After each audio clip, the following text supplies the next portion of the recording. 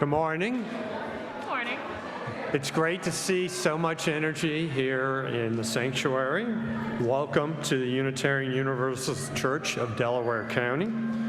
We come here from different places, different beliefs, and different backgrounds. We come here for different reasons: to make connections, to seek spiritual growth, to nurture our hearts and souls. May you find comfort, love, and peace as we gather together in community. Please rise in body or spirit as we sing our opening hymn, number 126.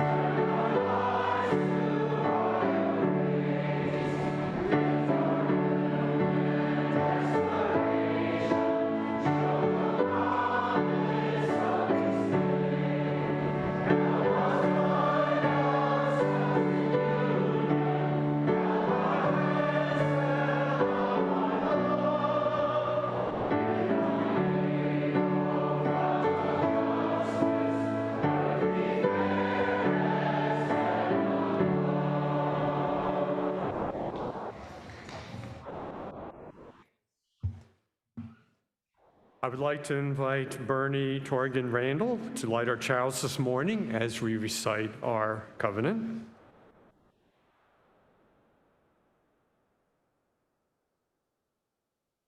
Sorry. We covenant to embrace one another in community, to welcome all with an open heart and generous spirit, to seek to understand others with grace and patience, to speak our truths bravely and respectfully, and create space for all to be heard, acknowledged, and valued. Now, please take a moment to greet those who are sitting around you.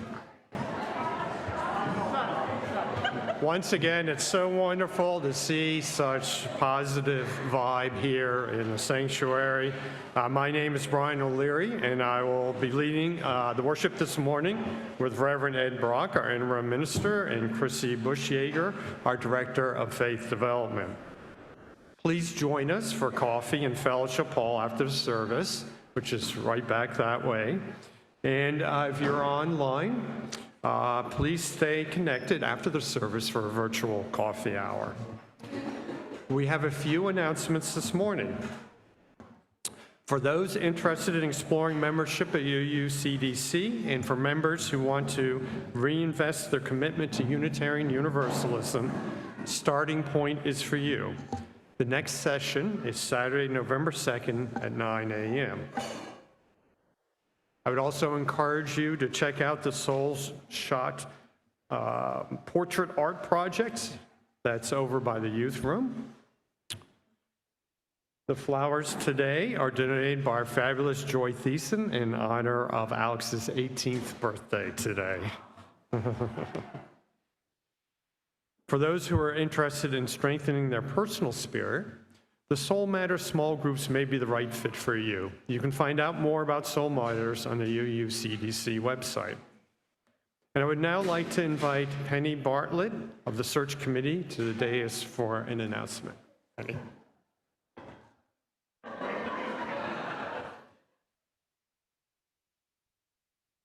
Just in case you missed us. All right, so the Search Committee would like to thank you, first of all, for those of you who filled out your survey. We were shooting for 125. We got more like 135.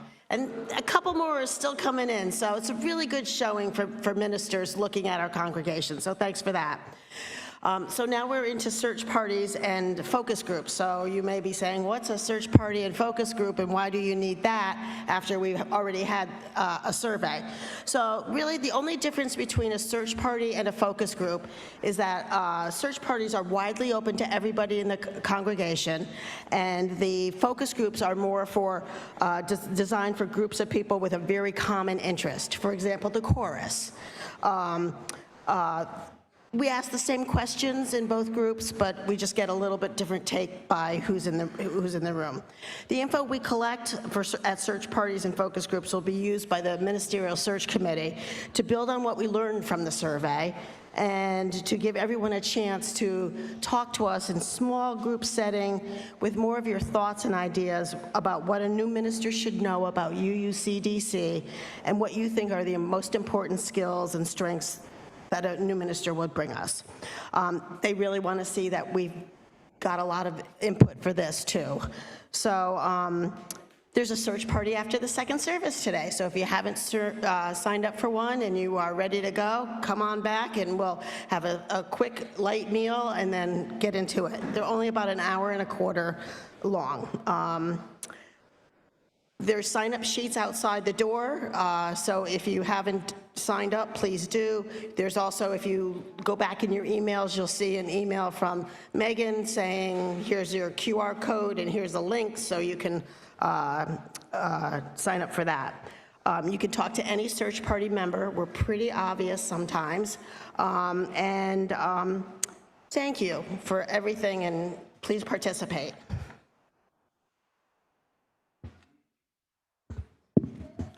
And now Reverend Ed will lead us into settling into worship. Good morning. Let us be mindful as we enter this part of the service that we're making a transition into the sacred space of this wonderful, loving community, withdrawing and moving away from the sometimes chaos and stress and strife of the world into a place where we hope to connect with the peace within us and around us. And I'd like to share a reading with you, a very brief reading with you as we do so. And it comes from one of the earliest Unitarian ministers of our religious movement, Theodore Parker.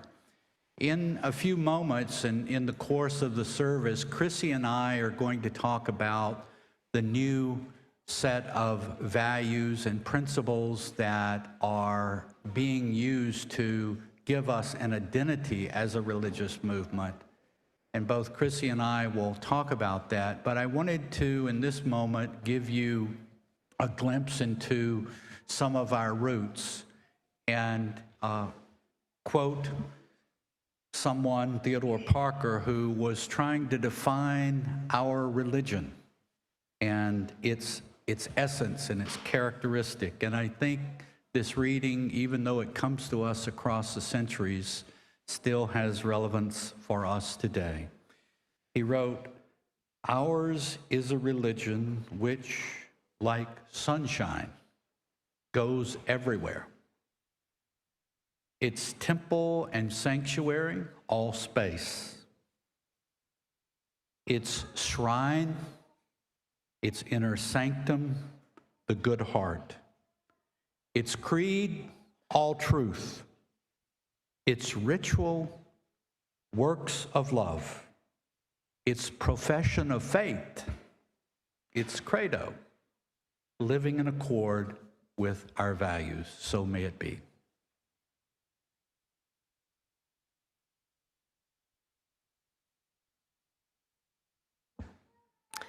Each week, we gather together carrying all of the feelings and experiences we've had in the week before. We carry our joys and our sorrows with us.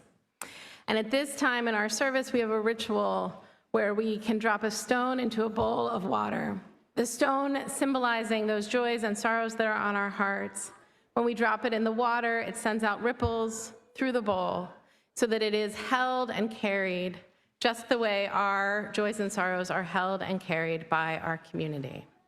For those on Zoom, you may enter your joy or sorrow into the chat. For those in the sanctuary, you may drop a stone into the bowl. All are welcome. I dropped a final stone for the joys and sorrows of those who are not here with us this morning. Now is a time where we enter into a little prayer and then a moment of silence.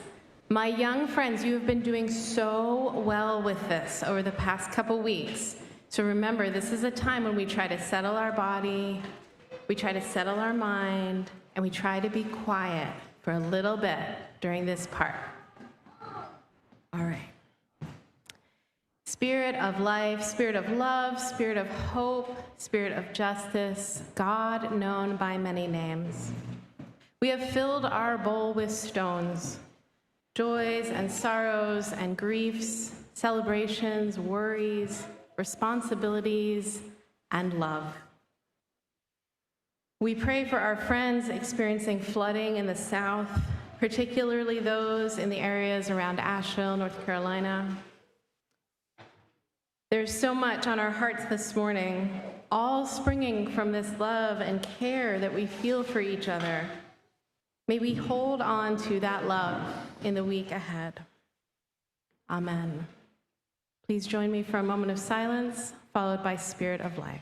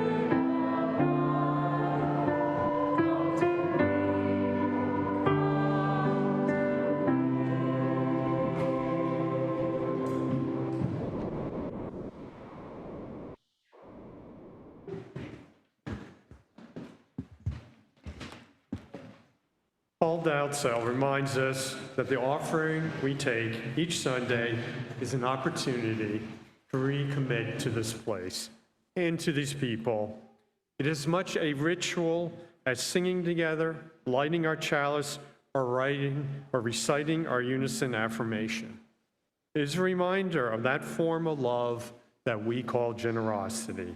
It is how we show that we believe it is important to worship together, to help our community, and to say yes to the values of our faith. The offering will now be generously given and gratefully received.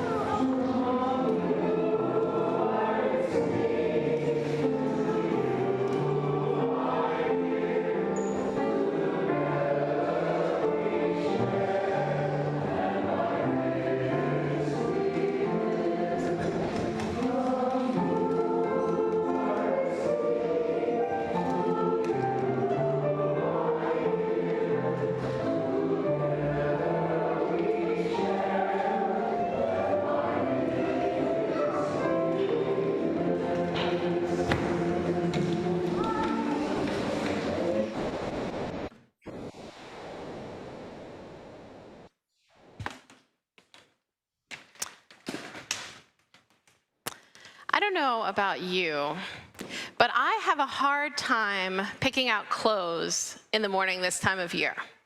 Because sometimes when I wake up in the fall, it's really cold. And I want to put on jeans and a big chunky sweatshirt and maybe like big chunky thick socks and just be warm and cozy all day. But then by lunchtime, it's hot. It feels like summer, and I want to switch to a t-shirt and shorts and sandals. Have you had that experience? This time of year, I've had that experience. So today I'm going to tell a story. Sometimes I tell stories that happened long ago and far away. This is a story that happened very recently and right here, and in UU churches all over the country. You see, every year, Unitarian Universalists come together for a big meeting, conference thing called General Assembly, or sometimes GA. Raise your hand if you've been to GA. A couple of folks have been to GA.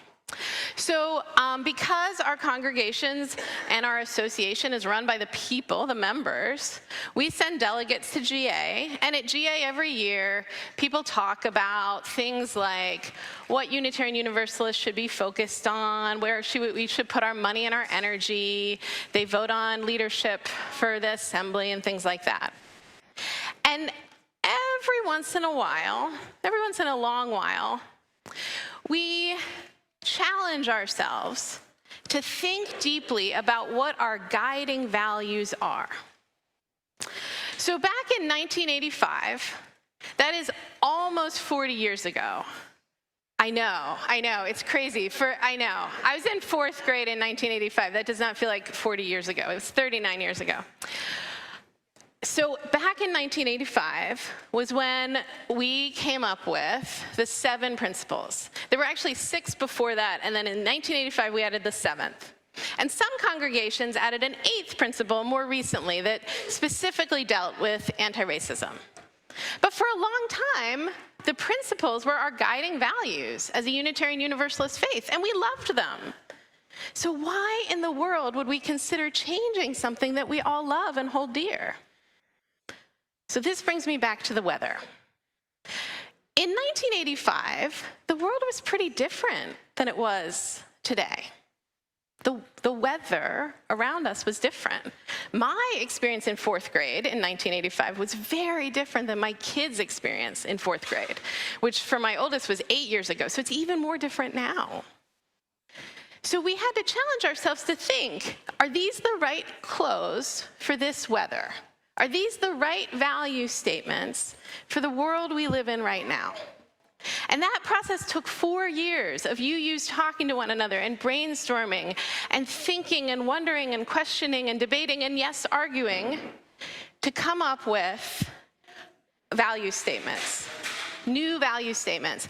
And in June of this past year, over 2,500 UU delegates voted, and with just over 80% of the vote, our new value statements passed. And those are the new guiding values of our association. And they are love, justice, equity, transformation, pluralism, interdependence, and generosity. And the way that we can remember these, the cute, fun way, is L JetPig, right? Love, justice, equity, transformation, pluralism, interdependence, and generosity. And we will keep talking about this, for the next year plus. But I want to say that when it's summertime, you don't throw away your favorite sweater, right? You just put it off to the side because you don't need it right then. So if the principles are important to you, if the principles are what keeps grounds you in your faith, keep the principles. Keep using that as your personal guide point. That's fine. No one's telling you have to throw them away. It's just that as a faith, we've moved to these new value statements, which work better for some people. But we didn't just get rid of our favorite sweater. It's still there. It's part of our heritage. And we have new stuff that suits better the times that we're in. L JetPig. Thank you for listening to my story this morning.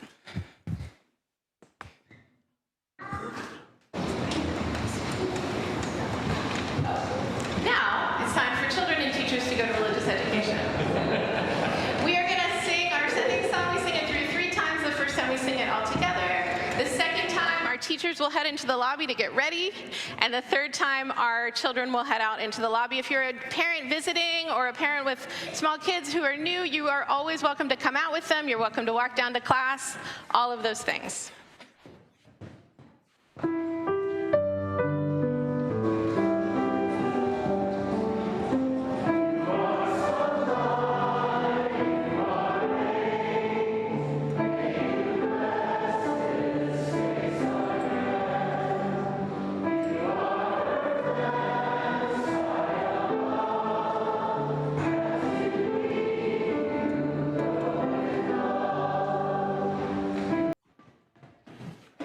Traffic jam.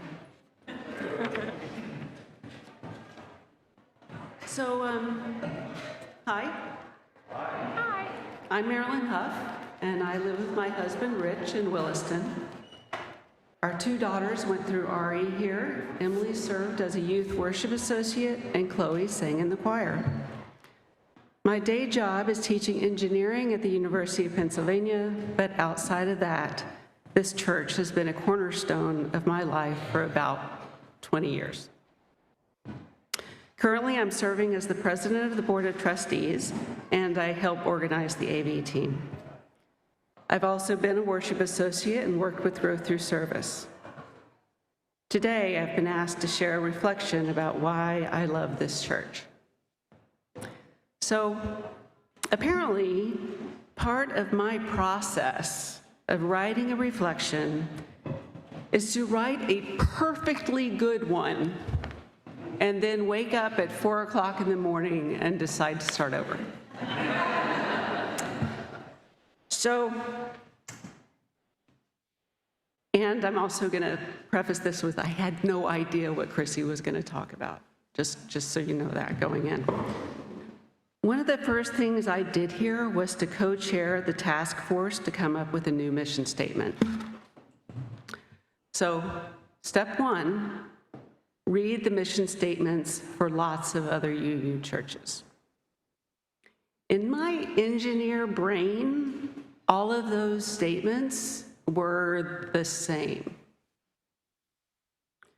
I was also reading the Harry Potter books with my kids at the time, and I kind of got stuck on Dumbledore's guiding principles of just the greater good, and I couldn't really get past that.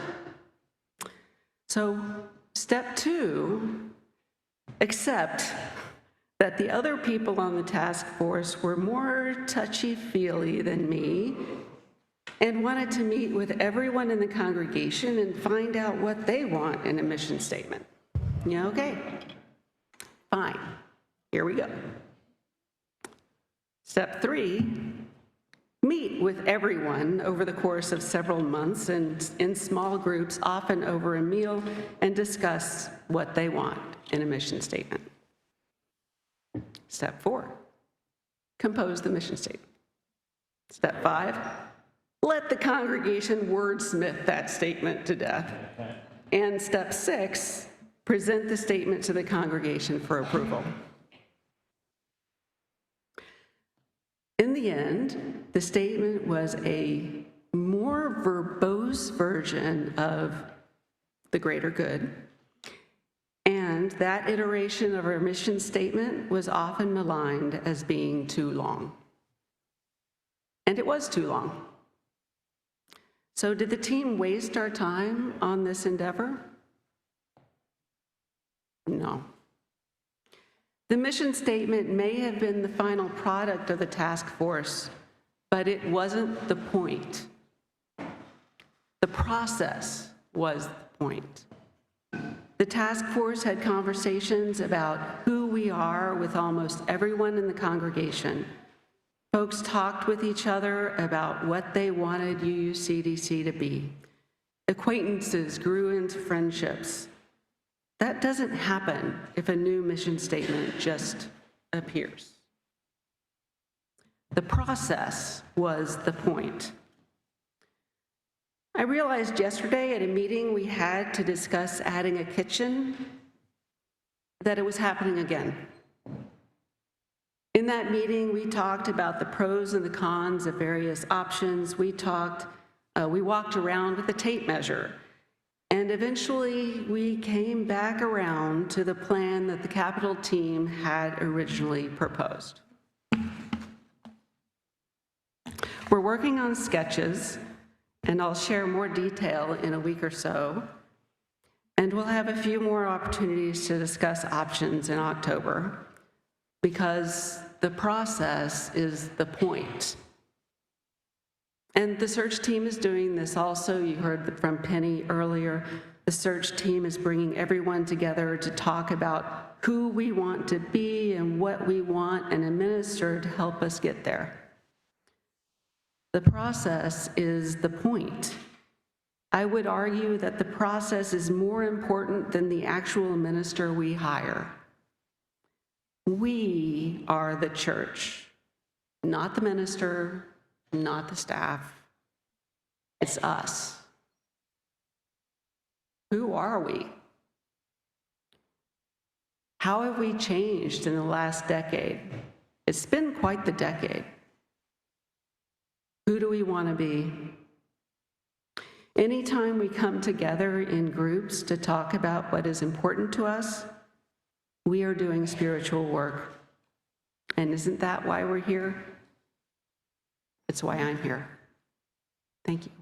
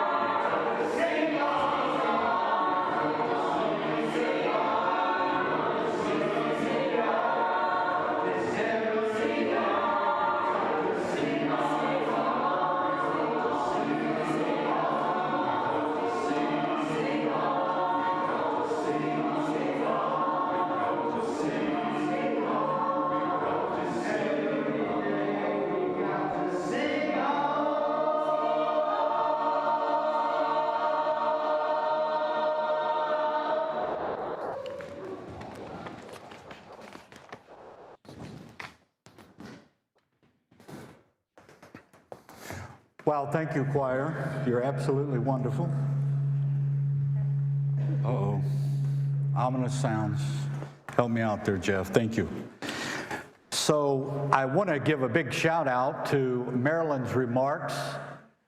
You are the settled ministry of this congregation. And I can assure you from every experience I have had as an interim minister, that church is most alive when the people understand that and really grasp that and really believe that you are in a co-ministry with the minister and the staff, and you, the body of the church, are those who endure the most, who've been here 20 years, 15 years, 25 years, and more. So thank you, Marilyn, for that message. In the revised statement of Article 2, it is written, "Love is the power that holds us together and is at the center of our shared values. We are accountable to one another for doing the work of living our shared values through the spiritual discipline of love." Note that phrase, the spiritual discipline of love. And words from the charge to the Article 2 Study Commission is, "The new principles and purposes and values should guide us in the transformation of ourselves, our communities, and our faith. They should ask us to choose love in action as the path forward." And a statement from the proposed Article 2 Purposes and Covenant of the Unitarian Universalist Association. "The purpose of the Unitarian Universalist Association is to actively engage its members in the transformation of the world through liberating love." So our religious movement frames our new values in the context of love as a spiritual discipline and as a source of liberation. But what does love mean? There are so many definitions of love. The word love is probably the most misused, misunderstood, most abused, most maligned, and exploited word in the English language. One problem is that the word love is called upon to cover too much territory. The ancient Greeks had 6 words for love.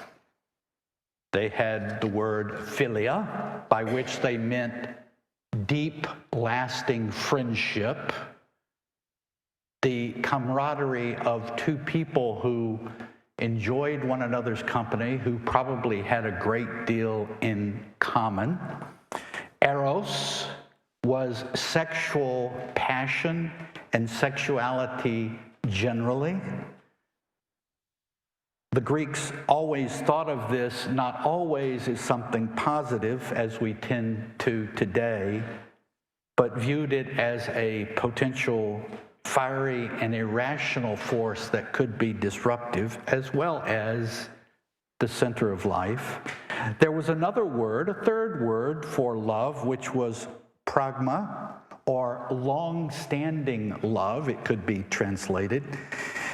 And it was not as glamorous as eros, but it might be seen as a mature form of love, involved in making compromises to help a relationship endure over time and showing patience and tolerance in the process. A fourth word that meant love was philosia, or self-love. And that had two aspects. One was unhealthy, as we would think of with the word narcissism, self-obsessed and focused on personal fame and fortune. We might know a few political figures who fill that definition. But there was a positive side to it, with the idea being that if someone loved themselves deeply and genuinely and authentically, they could be secure in themselves and be able to love others. The fifth word that represented love was agape, a word that was used in the Christian scriptures quite a bit, and it meant a selfless love for the other with little concern about one's own well-being. And finally, to round out the six was ludus, which the Greeks identified with playful love, which referred perhaps to the affection of children for one another, or adults seated together around a table, bantering and laughing over a meal. Now, popular culture is inundated with love and speaks about love a great deal. In fact, one would imagine that if we listened to all the songs about love, we would be always very loving people. It is estimated that there's more than 100 million love songs that have been recorded. Let me share with you some of the titles. Crazy Little Thing Called Love, Can't Help Falling in Love, All You Need Is Love, I Will Always Love You, You Give Love a Bad Name, Can't Buy Me Love, Love is a Battlefield, What's Love Got to Do with It, Tainted Love, Sunshine of Your Love, I Want to Know What Love Is, You've Got to Hide Your Love Away, Only Love Can Break Your Heart, You Don't Have to Say You Love Me, All Out of Love, I'll Never Fall in Love Again, Why Can't This Be Love? And finally, Love Hurts. It's all very confusing, isn't it? Let me share a story which I think helps clear a path for us toward an understanding of love that is appropriate and right for our religious movement and for our congregations. A young boy, only child of a single mother, was deeply attached to his mother's father, made all the more intense by the absence of his biological or stepfather. But when he was in the first grade, his grandfather passed away after a long illness.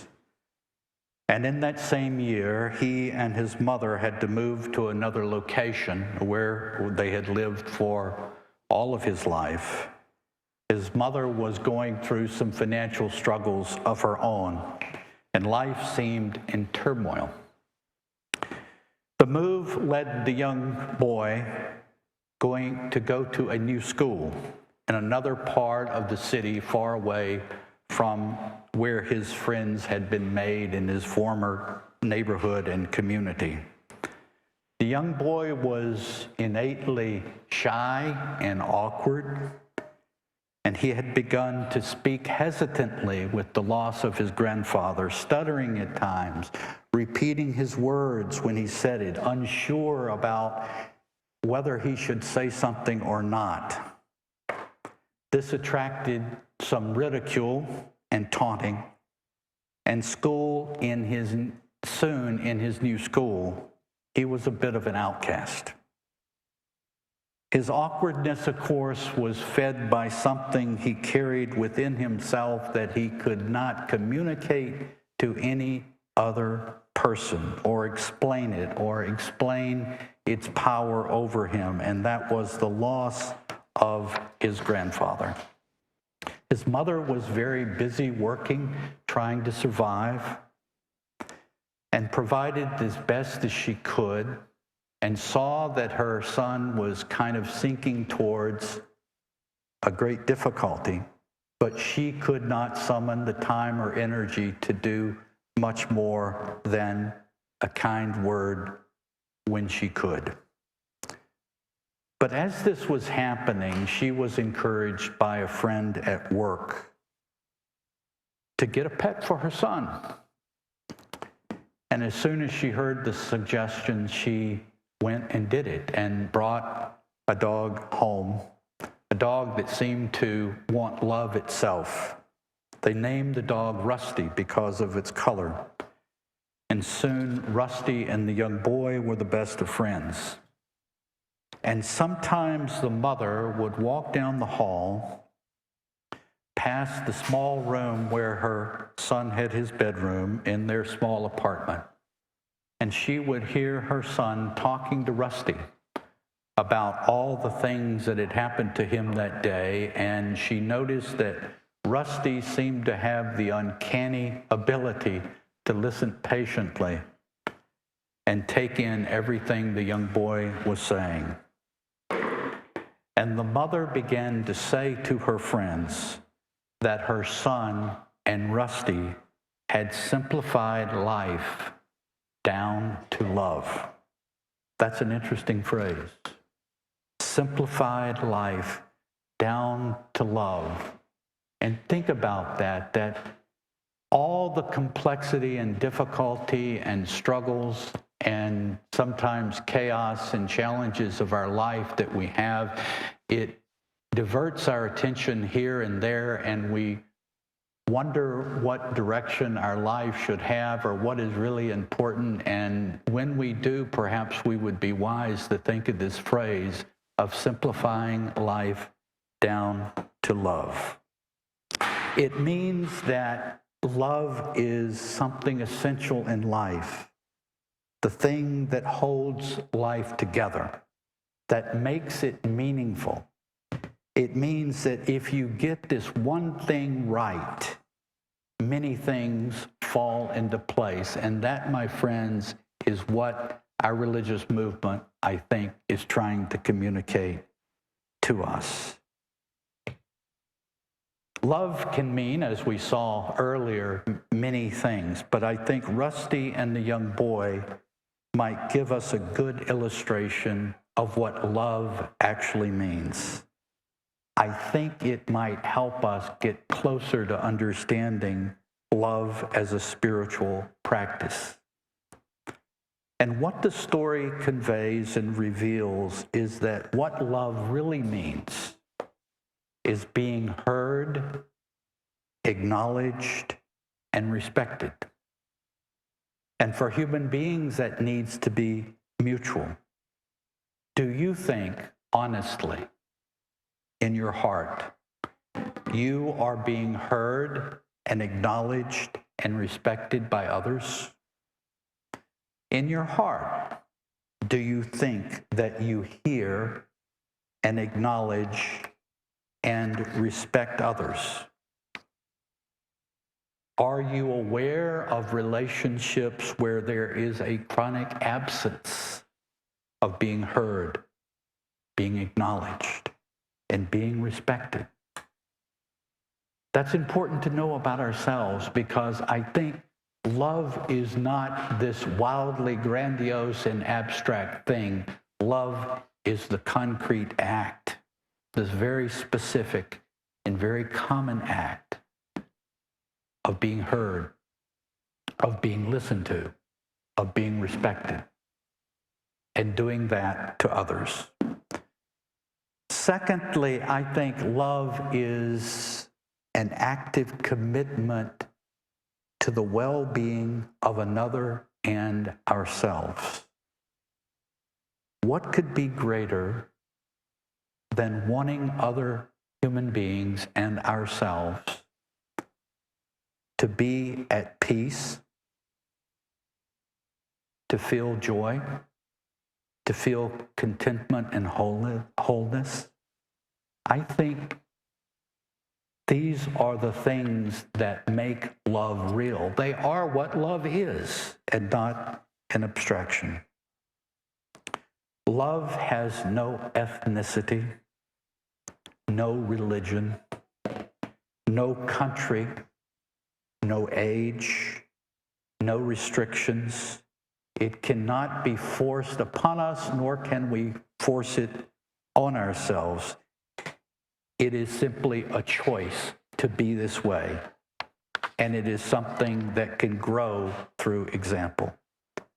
And this, my friends, is, I believe, what the Article 2 statement is encouraging us to do, to think carefully, to act wisely, and to practice the spiritual discipline of loving. May we stand as we sing our closing hymn. These things shall be.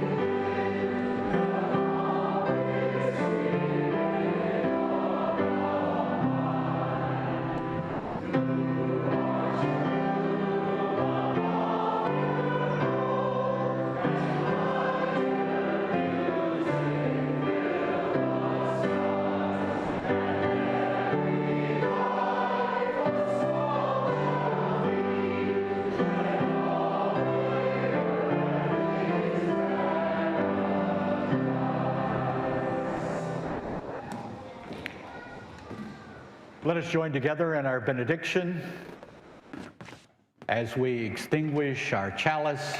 For those who come here seeking God, may God go with you. For those who come here embracing life, may life return your affection. And for those who come to seek a path, may a way be found and the courage to take it step by step. Blessed be.